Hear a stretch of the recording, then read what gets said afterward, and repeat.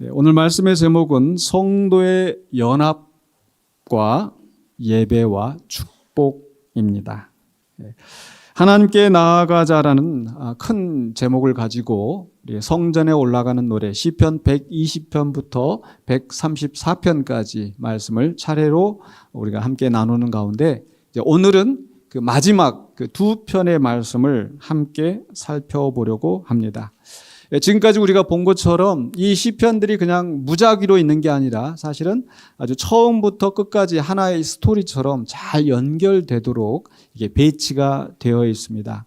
처음 시작할 때는 이방 땅에서 또 하나님의 임재하심으로부터 멀리 있는 그런 싸움과 또 그 원수들에게 또 박해를 받는 그런 상태에서 시작하였고, 하나님의 임재하심이 있는 성전을 향하여 이제 순례의 길을 가는, 거칠고 험난한 길을 가는 그 순례의 길, 그리고 예루살렘에 도착해서 또 그 예루살렘을 찬양하고 또 예배하는 그런 모습까지 이렇게 쭉 이어지게 되는데, 오늘 이제 133편과 134편은 이제 마무리, 결론 짓는 그런 내용입니다.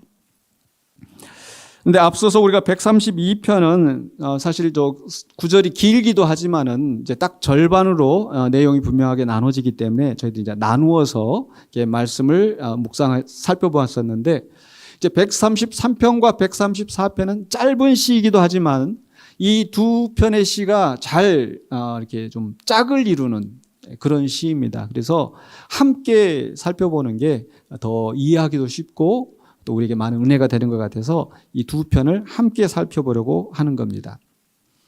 먼저 시편 133편의 그 초점은 이 성도와 성도의 연합, 그러니까 수평적인 관계에 초점을 맞추고 있고요. 반대로 134편은 하나님을 향해서 예배하는 성도, 또 하나님이 성도에게 복을 주시는, 그래서 이 수직적인 관계에 조금 더 초점을 맞추고 있는 것 같습니다. 또 이 시편에 나타난 어떤 그 이미지를 보면은 133편은 위에서 아래로 보배로운 기름이 머리에서부터 온 옷깃으로 또 헐몬의 이슬이 시온 산들로 이렇게 위에서 아래로 내려오는 그런 흐름이라고 한다면, 134편은 아래에서 위로 하나님을 향하여서 송축하고 손을 들고 찬양하고, 그래서 방향성에 있어서도 좀 대조되어지는 그런 특징이 있죠. 또 그런가 하면은 공통적으로 이 시편을 연결시켜주는 그 말씀이 마지막 그 3절에 있는 그 말씀인 것 같아요. 보면 3절 마지막 절에 보면은 거기서 여호와께서, 즉 시온에서 복을 명령하셨다라는 말씀과, 또 134편의 3절에서 보면은 여호와께서 시온에서 내게 복을 주실지어다. 그래서 대조를 이룬 듯하면서 또 이렇게 쌍둥이와 같이 서로 이렇게 짝을 이루는 그런 시편이라는 거죠. 그래서 이 짝을 이루는 이 두 시는 제가 보기에는 그 이상적인 성도의 공동체를 보여주고 있다. 그래서 특별히 교회에 대해서 생각을 하게 하는 그런 시편들로 생각이 되어졌습니다. 여러분, 교회를 생각할 때 여러분 어떤 느낌이 드십니까? 또는 아침에 이 교회에 나가려고 하실 때 여러분 어떤 마음으로 교회에 나가시는 건지, 설레는 마음으로 기대하면서 나오십니까? 아니면 또 주일이네, 또 나가야 되네, 아내 때문에, 남편 때문에, 또 직분 때문에 마지못해 나오시는 건지, 아니면 또 가면 또 그 사람 또 봐야 돼? 나는 좀 그런 마음이 들지도 모르겠습니다. 근데 한번 생각을 해보면, 여러분 우리 가족 모임, 예를 들어서 추석이다, 또 설날이다, 그러면 이제 가족들 모이잖아요. 모일 때 어떤 마음으로 모이시나요? 여러 가지 마음이 있을 것 같아요. 오늘 오랜만에 우리 가족들, 형제들 만나니까 작년에 진짜 재밌었는데 올해는 또 어떻게 재밌을까? 이렇게 생각할 수도 있겠고, 어떤 경우에는 작년에도 그렇게 전 부치느라고 내가 그렇게 힘들었었는데 그 기름 냄새 맡고 막 또 그러실 수도 있겠고, 또 가족들 모일 때마다 이 홀리데이 파이시라고 제가 또 이게 식구들이 모이다가 보면은 괜히 이런 잔소리 저런 잔소리 하다가 보면은 서로 이제 말다툼이 나기도 하고, 그래서 뭔가 좀 두려움과 불안이 있을 수도 있고 다양한, 그러니까 우리가 그 모임에 대해서 어떤 그 경험을 했느냐에 따라서 그에 대한 우리의 마음의 생각이나 기대가 달라지는 것 같아요. 여러분들은 교회에 대해서 어떤 경험을 하였고 또 교회에 대해서 어떤 생각을 가지고 교회에 나오시는지. 제가 말씀 준비하면서 보았던 글 가운데 이 지용근 박사님이 이제 목회 데이터 연구소 해가지고 한국 교회의 성도들, 큰 교회, 작은 교회, 농촌에 있는 교회, 도시 서울에 있는 교회 이렇게 성도들에게 여러 가지 다양한 설문조사를 하고 교회 트렌드가 어떻게 바뀌고 이제 이런 것들을 이제 설문조사하는데 제가 이게 딱 어느 부분에서 마음에 와닿았던 부분이 이런 거였습니다. 교회 안에서 외롭다고 하는 교인들이 36%. 교회에 나와서 함께 했지만 여전히 그 교회에서 외로운 또는 소외됨을 느끼는 그런 성도들이 적어도 3사람 중에 1명은 그런 외로움을 느낀다는 거예요. 교회에 마음을 터놓을 사람이 있는가라고 하는 문제가 생겼을 때 마음을 터놓고 또 함께 기도하고 또 위로를 얻기도 하고 이렇게 마음을 터놓을 수 있는, 좋은 일이 생겼을 때 또 함께 또 터놓고 이야기하면서 또 함께 즐거워할 수 있는 그런 사람이 있는가라고 했는데 없다라고 대답한 분이 50%. 2사람 중에 1사람은 교회 와도 그럴 사람이 없다라는 거예요. 신앙의 친구가, 믿음의 친구가 없다라는 거예요. 여러분 어떠십니까? 교인들이, 성도들이 교회에 대해서 가지고 있는 그런 어떤 기대나 어떤 느낌이 아주 행복하고 또 이상적이고 좋고 그렇지만은 않은 것 같아요. 그래서 오늘 특별히 우리 133편과 134편은 우리 교회가 어떤 교회가 되어야 될지를 잘 말씀해 주고 있어서 함께 이 말씀을 통해서 은혜를 나누고자 합니다. 먼저 133편의 말씀은 바로 수평적인 관계, 즉 성도의 연합으로서의 교회를 우리에게 말씀하고 있습니다. 그 중에서 이제 1절은 이 공동체, 함께 성도들이 모여 있는 것이 얼마나 선하고 아름다운가라고 하는, 거기서부터 출발을 합니다. 1절에 보시면 보라, 형제가 연합하여 동거함이 어찌 그리 선하고 아름다운고. 형제가라고 했는데 사실은 히브리어 원문의 의미는 형제라기보다는 그 글자 그대로 해석을 하면 하나님의 사람들이 연합하여 동거하는 것, 그렇게 의미가 해석이 되어집니다. 물론 형제라고 번역한 것이 잘 번역이 된 것 같기도 해요. 왜냐하면 우리가 보통 말할 때 그 피를 나누지는 않았지만 혈연은 아니지만은 정말 가까운 사람, 내 형제다, 내 자매다 이야기를 하고, 또 성경에서 보면은 또 자매들에게 뭐 젊은 남자에게는 형제에게 대하듯이 젊은 여자에게는 자매를 대하듯이 늙은 남자에게는 아버지를 대하듯이 이렇게 가족과 같은 관계로 신앙 공동체를 말씀하고 있기 때문에 형제라고 번역하는 것이 전혀 이상하지는 않다라는 겁니다. 그만큼 하나님의 백성, 하나님의 사람들이 서로 친밀한 관계라는 것을 우리에게 알려주고 있는 거죠. 그런데 이렇게 사람들이 모여있는 이곳이 정말 그렇게 아름답고 좋기만 한가? 그렇지 않을 수 있어요. 왜냐하면 사람들이 그만큼 많이 모인다 할 때에 사실 교회라고 하는 것은 특성상 여러 다양한 사람들이, 정말 다양한 사람들이 모이죠. 다른 것도 뭐 많이 그렇겠지만은 그래도 어떤 공통점이 있고 이러면 좀 나은데 교회는 그런 공통점이 있지 않아요. 출신이 다르고 환경이 다르고 취향이 다르고 성격이 다르고, 어떤 사람은 빨리 가기를 원하고 어떤 사람은 천천히 가기를 원하고, 그러다 보니까 서로 그 안에서 불통이 생기고 그냥 불통에서만 그치는 것이 아니라 갈등이 생기고 오해가 생기고 미움이, 싸움이 일어나는 것이 사실 사람들의 모임인 거죠. 그래서 때로는 정말 하나님의 아름다우신 이런 공동체가 아니라 그곳에서 상처받고 싸우게 되고 교회를 떠나게 되고, 그래서 많은 사람들이 사람 보지 말고 하나님 보고 다녀야지. 그런데 사실 그게 쉽지가 않죠. 그리고 바람직한 것 같지는 않아요. 그게. 분명히 우리가 하나님을 바라보면서 나아가지만 그러나 우리는 또한 함께 연합하는 공동체가 있다라는 거. 일반 세상에서도 우리 사람은 어떤 존재인가? 기본적으로 사회적인 존재라 이렇게 이야기를 합니다.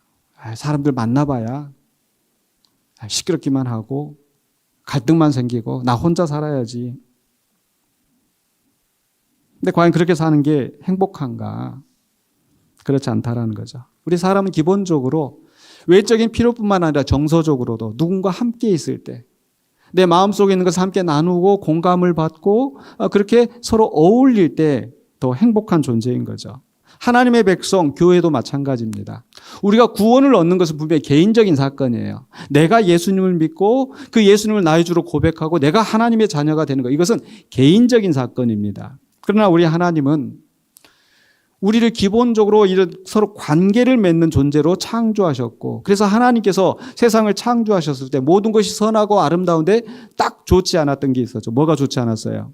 사람이 혼자, 사람이 독처하는 것이 좋지 못하다.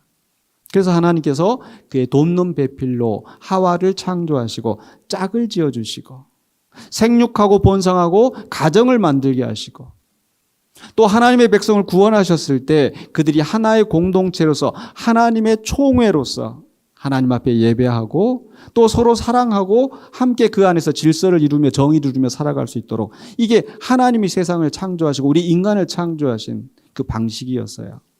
예수님은 어떻습니까? 예수님께서 십자가에 못 박혀 죽으시고 내가 너희 죄를 위하여서 다 이제 내가 내 피를 흘렸다. 그러니까 나를 믿기만 하면 너희가 구원을 받는다. 그걸로 끝이 아니잖아요. 우리 주님께서는 이 땅에 뭘 세우셨어요? 교회를 세우셨어요. 제자들을 모으시고 서로 협력하고 사랑하게 하시고 공동체를 만드셨다라는 거예요.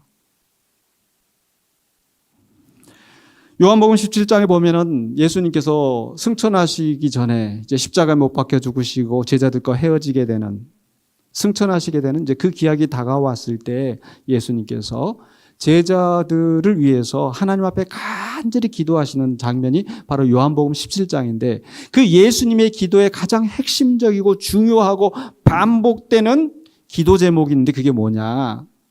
바로 하나 되게 하라는 거였습니다. 요한복음 17장 11절에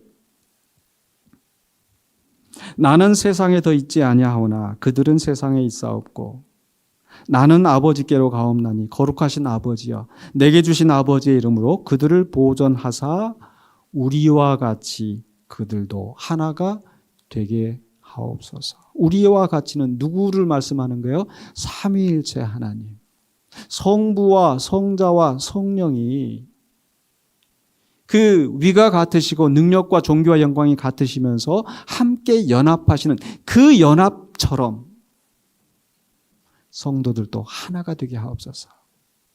예수님의 간절한 기도 제목이에요.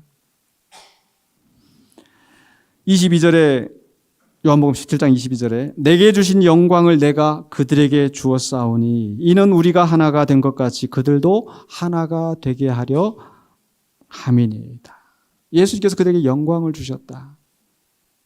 그들을 높이시고 제자로 삼으시고 그 가운데서 서로 누가 크냐 누가 높으냐 다투고 있는데 예수님의 그들에게 높이신 이유는, 그들에게 영광을 주시고 예수님이 그들을 훈련시키시고 이렇게 하신 이유는 뭐라고요? 하나가 되게 하시려고. 예수님께서 이들을 하나로 또 세우신 데는 분명한 목적이 있었습니다. 23절에 계속해서 곧 내가 그들 안에 있고 아버지께서 내 안에 계셔 그들을 온전함을 이루어 그들로 온전함을 이루어 하나가 되게 하려 함은 분명한 목적이 있으세요. 그 목적이 무엇입니까? 아버지께서 나를 보내신 것과 또 나를 사랑하심 같이 그들도 사랑하신 것을 세상으로 알게 하려 함이로소이다. 예수님의 관심은 그 제자들에게 머물러 있지 않고 결국 이 세상이 하나님을 알고 예수님을 알고 하나님 앞에 나와야 되는데 그 일을 이 교회 공동체가 감당할 수 있도록 하기 위해서는 하나가 되어야 된다는 거예요.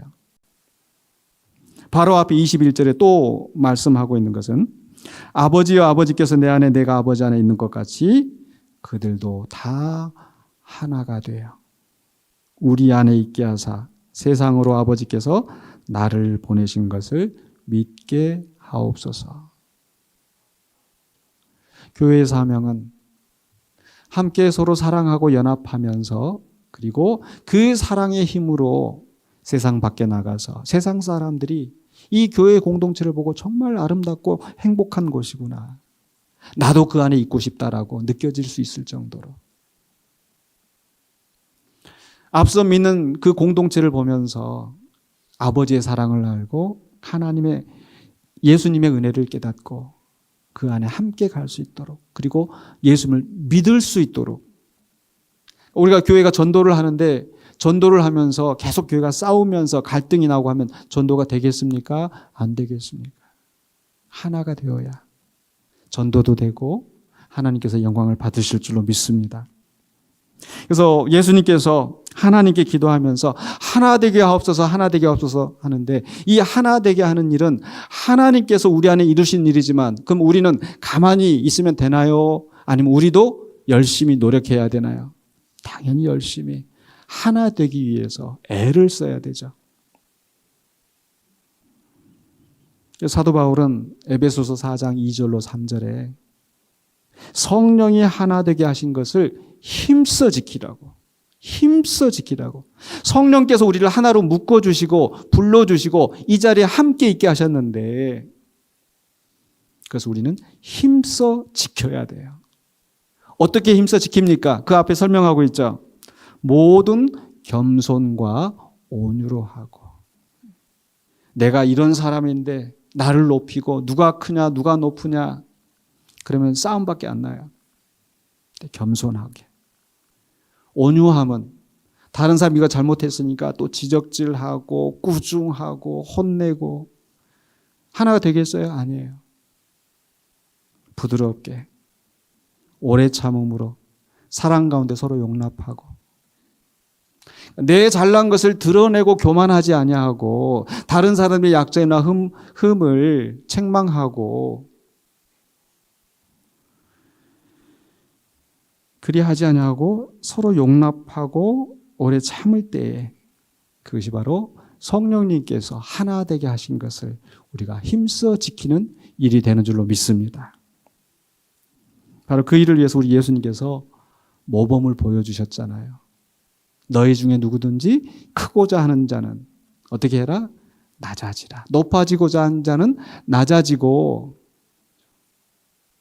바로 이 기도를 하시기 전에 예수님께서 하신 일이 무엇이었습니까?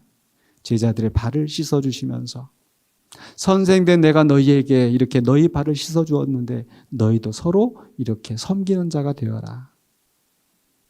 예수님이 간절히 원하시는 것은 이 제자들이 하나가 되는 것이었기 때문에 하나님께 기도하고 예수님이 스스로 모범을 보이시면서 제자들에게 그렇게 권면하신 거예요. 그래서 우리는 하나가 되기 위해서 힘쓰고 애를 써야 돼요. 그리고 그렇게 하나가 되었을 때 연합을 이루어갈 때 아름다운 선하고 아름다운 공동체로 서게 될 줄로 믿습니다. 오늘 말씀 속에서 1절에서 형제가 동거함이 선하고 아름답다고 그랬어요? 아니면 그 앞에 뭐가 있어요? 성도가 동거하는 것이 선하고 아름답다고 그랬어요? 그 앞에 뭐가 있어요? 뭐가 있어요? 연합하여 함께 있는 것만으로는 야 우리 군산연극 하니까 막 한 500명 모여있더라. 야 좋다 이러지 않아요. 10명이 모여있더라도 어떻게 해야 되겠어요? 연합할 때 선하고 아름다운 공동체인 줄로 믿습니다. 그래서 교회는 어떻게 보면 오케스트라와 비교할 수 있을 것 같아요. 오케스트라에는 다양한 악기들이 있어요. 큰 악기도 있고 작은 악기도 있고 불어서 소리가 나는 것도 있고 활로 켜서 줄을 켜서 나는 소리가 있고 건반으로 두드린 소리가 있고 교회 안에도 다양한 은사를 가지고 근데 다양한 은사를 가지고 서로 야 너는 왜 이렇게 소리가 커? 왜 이렇게 소리가 높아? 나처럼 낮게 해야지. 너는 왜 두드리고 있어? 그게 아니고 서로 다양한 소리들이 함께 어우러져서 합을 맞출 때에 그 아름다운 화음이 사람들에게 감동을 주지 않습니까? 교회는 그렇게 돼야 돼요. 그래서 사도 바울이 교회를 이야기할 때 우리는 그리스도가 우리의 머리이고 우리는 몸인데 그 몸 안에는 뭐가 있다? 여러 지체가 있다. 그런데 발이 손도로 너는 쓸데없다 이렇게 말하지 못한다는 거예요. 왜? 각자의 쓰임이 있고 각자의 역할이 있고 그 여러 다양한 사람들을 하나님께서 한 곳에 모아주시고 서로 합을 이루어서 멋진 화음을 만들라고 우리 모아주신 거예요. 오케스트라가 이 멋진 화음을 맞추기 위해서는 어떻게 해야 됩니까? 개인적으로 연습하고 노력하고 근데 개인적으로 연습하고 거기서 끝나는 게 아니고 함께 모여서 합을 맞춰야 되잖아요. 야 여기서 우리 이렇게 하자 저렇게 하자. 지휘자의 그 지휘 악보에 있는 악보와 악상을 따라서 함께 합을 맞춰가는 거예요. 때로는 내가 정말 잘해요. 나 혼자 잘해요. 내가 목소리 더 크게 내고 내가 튀어나오는 것이 아니라 옆에 사람들이 잔잔하면 나도 내가 더 크게 할 수 있지만 줄여가면서. 근데 또 아마 중창하거나 이렇게 하신 분들은 아마 그런 경험이 있으실 거예요. 나는 참 자신이 없는데 내 옆에 있는 사람이 정말 잘해. 그리고 그 사람이 좀 더 크게 내줬을 때 어떻습니까? 거기에 기대 가지고 따라가면 할 수 있잖아요. 이게 교회의 모습이 되는 거예요. 내가 잘하니까 내 영광을 드러내는 것이 아니라 나보다 연약한 사람을 함께 이끌고 가고 내가 연약하지만 또 나보다 앞선 사람에 기대어서 함께 그 자리에 참여해서 아름다운 화음을 만들어내는 연합한 교회가 선하고 아름답습니다. 우리는 그 교회가 되시기를 주의 이름으로 간절히 축원합니다. 또한 교회는 어떤 곳입니까? 오늘 2절에 133편 2절에 있는 말씀에 의하면은 교회는 거룩한 공동체이다. 사람들이 모임이기 때문에 그저 있는 여러 모임 중에 하나가 아니라 특별히 하나님께서 구별해 세운 공동체, 거룩한 공동체라는 거예요. 이 교회가 공동체가 얼마나 선하고 아름다운가를 두 가지 비유로 2절과 3절에서 말씀하고 있는데 첫 번째 2절의 말씀에서는 머리에 있는 보배로운 기름이 수염 곧 아론의 수염에 흘러서 그 옷깃까지 내림 같고 저 위에서부터 아래로 흘러내려가는 그래서 왜 위에서부터 아래로 흘러내려가는 것을 말씀하고 있을까? 결국 이 교회 공동체의 은혜는 어디서 또 옵니까? 하나님으로부터 위로부터 오는 거예요. 근데 그 위로부터 오는 것이 온몸을 다 적셔지는데 특별히 그 기름이 누구의 기름을 이야기하고 있는가? 아론의 수염에 흘러서 옷깃까지 내린 것 같고 이게 어떤 장면이겠어요? 바로 아론은 어떤 사람입니까? 대제사장. 가장 거룩하게 구별된 대제사장이 그 기름 부음을 받고 하나님의 기름 부음을 받고 존귀하고 보배로운 존재로 높임을 받은 것처럼 우리 성도의 공동체가 그러하다라는 거예요. 하나님으로부터 부어주신 은혜로 말미암아 거룩하게 구별되어서 그래서 보배로운 기름이 온 옷깃까지 다 적셔서 그 존귀한 존재로 세우는 것처럼 우리 교회 안에 속한 사람은 바로 하나님의 은혜 안에서 거룩하게 구별되어 존귀한 존재라는 거예요. 어느 한 사람도 빠짐이 없이.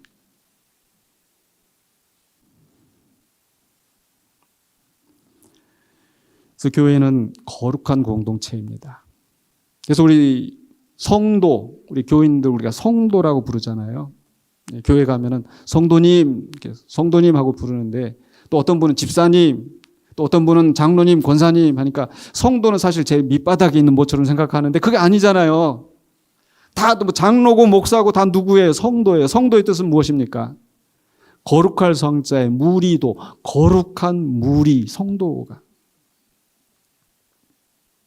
교회는 거룩한 공동체입니다. 또 교회는 어떤 공동체인가? 3절에 풍성한 복이 넘치는 공동체이다. 두 번째 비유가 3절에 헐몬의 이슬이 시온의 산들에 내림 같도다. 거기서 여호와께서 복을 명령하셨나니 곧 영생이로다. 헐몬의 이슬이 나오는데 헐몬은 어떤 것이냐? 바로 저 북쪽 이스라엘의 가장 북쪽에 아주 높은 제일 높은 그 산이에요. 그리고 북쪽 경계가 되는 산이에요. 우리식으로 얘기하면 딱 백두산. 백두산 우리에게 의미가 있기 때문에 뭐 교가들이나 무슨 뭐 노래가 뭐 백두산 뭐 어쩌고 저쩌고 나오잖아요. 백두산. 네. 그만큼 높다 보니까 그 이스라엘에서 그 유일하게 그 꼭대기에 눈이 쌓여 있는 곳이 바로 이 헐몬산이에요. 그리고 그 이제 차가운 바람이 저 북쪽에서부터 이제 불어오면서 마치 그 헐몬의 눈이 녹아가지고 쭉 이 남쪽으로 내려와가지고 비가 되고 이슬이 내려지고 그러면서 그 남쪽에는 메마른 땅인데 건조하고 농사가 잘 되지 않는 척박한 곳인데 그 북쪽에서 오는 그 차가운 바람으로 말미암아서 이슬이 내려지고 비가 내려지고 풍성한 열매가 맺어지는 교회가 그러하다는 거예요. 성도의 공동체가 그러하다는 거예요. 하나님이 부어주시는 은혜로 말미암아. 그러니까 앞에 2절의 말씀은 거룩한 공동체라는 것을 강조했다고 한다면 바로 그 교회 모든 성도들이 공동체에 속한 모든 구성원들이 그 복을 다 함께 누리게 된다는 거예요. 왜냐하면 바로 거기서 하나님께서 복을 명령하셨기 때문에. 바꿔서 얘기하면은 하나님이 교회에서 우리에게 복을 주시는 줄로 믿습니다. 믿으십니까? 야, 교회에서 복을 주신다고 하니까 내가 열심히 교회 건물에 가서 마당 밟고 와야지. 아침이면 내가 교회 가서 복 받아야 해서 교회 건물이 아니에요. 교회는 어떤 공동체다? 성도들이 모이는 공동체가 교회예요. 이 교회 건물은, 교회당은 그 성도들이 함께 모여서 예배하는 장소이지 이 건물 자체가 어떤 복이 있는 것이 아니에요. 성도들의 모임. 예수님께서도 말씀하셨어요. 마태복음 18장 20절에 두세 사람이 내 이름으로 모인 곳에는 나도 그들 중에 있느니라. 두세 사람이 모여있는 예수님의 이름으로 모인 그곳에 나도 그들 중에 있다. 여러분, 저는 우리 교회가 이 소그룹이 굉장히 좀 활성화되었으면 좋겠다. 아까 말씀드린 것처럼 그 지용군 박사님이 그 분석했던 그 내용들, 성도들이 교회에 와서도 여전히 외롭고 마음 터놓고 의지할 사람이었는데 이것을 해결할 수 있는 방책이 뭐냐? 그 결론은 뭐냐면 결국은 소그룹이 활성화돼야 된다. 코로나 지나오면서 사람들이 교회에 안 나가는 것이 일상화가 되고 주일 오후 예배가 폐지되어지는 교회가 13%, 수요 예배가 폐지되어지는 교회가 뭐 20%, 교회들마다 형편들이 이렇게 막 나오는데. 근데 예배가 폐지되는 게 아니고 그 안에서 소그룹이 형성이 되어지고 소그룹이 활발하게 움직여지는 교회는 여전히 부흥하고 발전하고 성장하고 그 안에서 교인들이 만족감을 누리고 한다는 거예요. 저도 우리 교회가 이런 소그룹이 양성화되고 목장 모임이 어떻게 하면 활성화되가 하는데 다들 이렇게 좀 숙기가 없어서 부끄러워서 그러시는지 어색해서 그러시는지 그래도 잘 모여진 데는 잘 모여지는데 이 목장 모임이 결코 그냥 해도 되고 안 해도 되는 그런 것이 아니라 주님이 그 안에 함께 계시면서 하나님이 거기서 복을 명령하시고 그 안에서 우리가 복을 누리게 되는 줄 믿으시기 바랍니다. 그래서 우리는 어떻게 해야 되는가? 히브리서 10장 24절로 25절에 있는 말씀처럼 서로 돌아보아 사랑과 선행을 격려하며 모이기를 피하는 어떤 사람들의 습관과 같이 하지 말고 오직 권하여 그날이 가까움을 볼수록 더욱 그리하자. 지금은 모이기를 피하는 일이 더 많아지는 것 같아요. 다 개별적으로 개인 휴대폰으로 개인주의가 팽배한데 그러다 보니까 교회가 모이기가 더 힘들어요. 옛날 여러분 신앙생활 할 때 생각해 보면 얼마나 잘 모였습니까? 근데 단지 옛날 방식으로 그렇게 아니라 하더라도 목장 안에서 교회 안에서 또 이렇게 저희가 동호회를 하고 또 친교 모임을 하고 이렇게 하는 이유가 뭐냐면 바로 그런 모임을 통해서 서로 친해지고 알게 되고 또 다른 사람들 우리가 교회 전도해서 교회 문턱을 낮추고 서로 함께 할 수 있는 그런 공간을 만들고 그런 기회를 만들기 위해서 하는 거예요. 그래서 우리 성도들이 그저 나 일주일에 한 번 교회 와서 예배했으니까 난 내 할 거 다 했다가 아니라 그 목장 안에서 또 소그룹 안에서 함께 이렇게 사랑을 키워갔으면 좋겠어요. 그렇게 하시길 바랍니다. 한 5분의 1만 대답하셨어요. 지금은 못해도 앞으로 그렇게 하시기 바랍니다. 그렇게 될 줄로 믿습니다. 두 번째 교회 공동체는요. 첫 번째 133편이 바로 성도의 연합을 강조했다고 한다면 두 번째 134편의 말씀은 하나님께 예배하고 그 안에서 서로 축복하는 그런 공동체라고 이야기합니다. 교회는 사람들의 모임이고 그래서 교제가 중요한 요소이지만 그것이 끝이 아니라 단순한 친교나 동호회 모임이 아니라 결국 우리의 궁극적인 목적은 뭐예요? 둘이 하나가 되어서 하나님 앞에 나아가는 것. 예배하는 공동체가 되어야 될 줄로 믿습니다. 134편 1절과 2절에서는요. 바로 하나님을 향하여 송축하는 성도들의 모습을 보여주고 있어요. 1절과 2절입니다. 보라 밤에 여호와의 성전에 서 있는 여호와의 모든 종들아 여호와를 송축하라. 성소를 향하여 너희 손을 들고 여호와를 송축하라. 이 134편이 마지막 시인데 저는 이 시편을 이렇게 쭉 보면서 이게 이 시편들이 지금 이제 마지막 마무리를 하고 있구나. 그래서 좀 이런 상상을 해봤습니다. 그럼 여기 밤에 서 있는 여호와의 종들은 누구일까라고 하면 이제 순례자들이 그 원근 각처에 있다가 와서 모여왔어요. 모여와서 보니까 함께 서로 연합하는 공동체가 너무 좋고 행복한 거잖아요. 처음에 시작할 때는 어땠습니까? 120편 시작할 때는 그 원수의 땅에서 나는 화평을 원하지만 서로 죽이려고 하는 나를 무너뜨리려고 하는 그 원수의 땅에서 와서 예배 공동체에 와서 보니까 서로 연합하고 행복하고 그리고 나서 이제 각자 이제 다시 삶의 자리로 돌아가는 거예요. 돌아갈 때에 밤에 여호와의 성전에 서 있는 여호와의 종들은 어떤 사람들일까 생각을 해보면 이제 이 순례자들은 다 각기 고향으로 이제 다 흩어지지만 여전히 그 성전에 남아서 성전을 지키고 그곳에서 하나님께 예배가 끊이지 않도록 하는 제사장과 레위인들이 아닐까. 근데 우리가 오늘 이 시대에 우리가 어떻게 적용할 수 있을까라고 했었을 때 지금 우리는 목사가 제사장이고 성가대는 레위인이고 레위인이 성가대고 그렇지 않습니다. 우리는 모든 믿는 사람들이 다 뭐예요? 하나님의 제사장들인 줄 믿습니다. 그래서 이 말씀은 그저 특별한 사역자들에게만 주시는 말씀이 아니라 우리의 삶에 항상 예배가 끊이지 아니하도록 밤에도 사람들이 보지 않는 곳에서도 여전히 헌신하면서 섬기는 우리가 되어야 될 줄로 믿습니다. 또 그 섬김은 형식이 있는 갖추어진 그런 예배가 아니라 할지라도 우리의 삶의 자리에서 제가 항상 봉헌 기도할 때마다 끊이지 않고 기도하는 게 있죠. 각자에게 주신 사명을 감당하는 것이 하나님 앞에 거룩한 사한 제물로 헌신하여 드리는 것이다. 그래서 우리의 삶으로 드리는 예배가 있고 또 주일에는 함께 모여서 예배하는 공적인 예배가 있을 때 우리가 예배의 공동체로 바로 서게 될 줄로 믿습니다. 이렇게 우리는 예배하는 공동체가 돼야 돼요. 그리고 3절 말씀이 어떻게 마무리가 되어집니까? 서로를 향한 축복으로 3절 말씀입니다. 같이 한번 읽으십시다.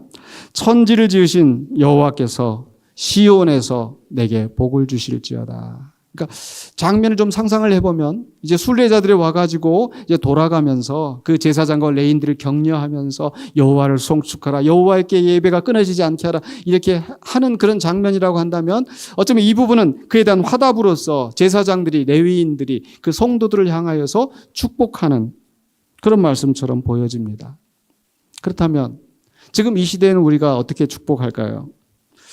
목사님이 예배 끝에 이렇게 축도하는 게 그런 의미가 있구나. 목사님이 축복하는 거구나. 아니에요. 말씀드린 것처럼 지금은 우리 모든 성도들이 다 제사장이에요. 목사가 예배 시간에 축도하는 것은 바로 하나님께서 교회의 대표로 목사를 세우셨기 때문에 하나님이 원하시는 그 복의 선언을 대신하는 것이고, 제가 우리 광고할 때마다 우리 서로 인사 나누고 싶다 할 때 뭐라고 제가 인사 나누는지 혹시 기억나십니까? 주님의 이름으로 축복하며 환영합시다. 축복하는 것은 우리 모든 성도들이 하는 일이에요. 예수님께서 제자들 보내실 때 어느 집에 들어가거든 그곳에 평안을 빌고, 모든 사람들이 우리가 다 축복하고 평안을 비는, 이제 중요한 것은 바로 3절에 있는 말씀, 여호와께서 시온에서 내게 복을 주실지어다. 시온에서 내게 복을 주실지어다. 그 말씀인즉슨 우리가 모여서 함께 예배하고 돌아갈 때에 또 예배의 시간에 서로를 위하여 축복하면 그 축복이 그냥 땅에 떨어지지 않냐고 하나님께서 그 자리에서 복을 주신 줄 믿습니다. 그래서 여러분, 교회는 어떤 곳이냐? 복 받는 자리예요. 여러분, 오늘 교회 오신 거 복 받으신 줄 믿으시기 바랍니다. 하나님께서 이 시간에 우리에게 복을 주셨습니다. 우리 옆에 사람에게도 다시 한번 주님의 이름으로 축복합니다. 선언해서 주님의 이름으로 축복합니다. 그래서 항상 이렇게 모일 때 축복하시고, 여러분 식사하실 때 축복합니다. 축복합니다. 축복하시고 복 많이 받아가시기를 주의 이름으로 축원합니다. 이제 말씀을 마무리하려고 하는데요. 다른 말씀보다도 제가 주보에 우리 적용 질문을 한번 쭉 써봤는데, 여러분께서 직접 생각해 주셨으면 좋겠어요. 나에게 교회는 어떤 곳인가? 말씀을 듣기 전에 교회가 부담스럽고 그냥 빨리 그냥 오늘 해치우고 말하는 그런 곳이 아니라 정말 교회가 설레고 기대하게 되고 나에게 복을 받는 그 자리로, 하나님을 만나고 사랑하는 형제자매들과 함께 연합하는 그 자리가 되셨으면 좋겠습니다. 그렇게 되기 위해서는 나는 다른 성도에게, 내가 교회에게 어떤 존재인가, 항상 불평만 하고 나한테 뭐 해달라고 요구하고 다른 사람에게 지적하고, 아니요, 어떻게 우리가 하나가 된다고 그랬어요? 겸손과 온유함으로 사랑으로 서로 용납하고. 그래서 저 장로님 보면, 저 권사님 보면 어떻게 저렇게 겸손하실까? 꼭 권사님 미소만 보면 나는 행복해. 저 우리 최병성 집사님 항상 그 미소만 보면 저는 너무 행복해요. 우리 모든 성도들이 그렇게 보기만 해도 행복하고 즐겁게 되려면 내가 먼저 그렇게 변화할 수 있어야 될 줄로 믿습니다. 그래서 어떤 모습으로 내가 더 변화되어야 될까? 여러분 한번 생각해 주셨으면 좋겠어요. 그리고 마지막으로 오늘 말씀에 비추어 봤을 때 우리 군산영광교회는 지난해 50년의 역사를 또 기념하면서 이제 51년째를 맞이했는데, 우리 교회가 어떤 교회로 가야 될까? 함께 고민하면서 또 노력하면서 하나님이 기뻐하시는 선하고 아름다운 공동체로 서실 수 있기를 주의 이름으로 간절히 축원합니다. 기도하겠습니다. 사랑해 주님 은혜를 감사합니다. 우리를 예수 그리스도 안에서 구원하여 주시고 또 함께 공동체를 이루어 하나님 앞에 나아갈 수 있도록 하셨사오매, 우리가 예수 그리스도 은혜 안에서 또 성도들이 함께 연합하여서 주님께 나아가고 그 안에서 우리가 서로를 사랑하며 또 위로하고 온 성도가 주님의 주시는 복을 누리는 우리 공동체가 되게 하여 주시옵소서. 예수 그리스도 이름으로 기도하옵나이다. 아멘.